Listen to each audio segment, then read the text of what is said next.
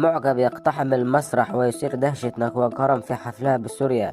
أثار حفل الفنانة اللبنانية نجوى كرم في سوريا جدل واسع على وسائل التواصل الاجتماعي بعد حادثة مفاجئة وغير متوقعة خلال أدائها على خشبة المسرح. كما شاب معجب باقتحام المسرح وهرع نحوها بشكل مفاجئ محاولا احتضانها وتقبيلها أمام جمهور كبير. تفاجأت نجوى كرم من تصرف الشاب، حيث أظهرت الفيديوهات التي تم تداولها على مواقع التواصل الاجتماعي أنها شعرت بالصدمة والرعب للحظات، ووضعت يدها على قلبها كرد فعل طبيعي نتيجة الموقف غير المتوقع. ورغم دهشتها حافظت نجوى على رباطة جأشها وواصلت الحفل بعد تدخل الأمن المنظم للحفل كان سريع في التدخل، حيث تم الإمساك بالشاب وإبعاده عن المسرح لحماية الفنانة وضمان استمرارية الحفل دون مزيد من الحوادث. تدخل الأمن السريع كان ضروري للحفاظ على سلامة الفنانة، مما يعكس أهمية التدابير الأمنية.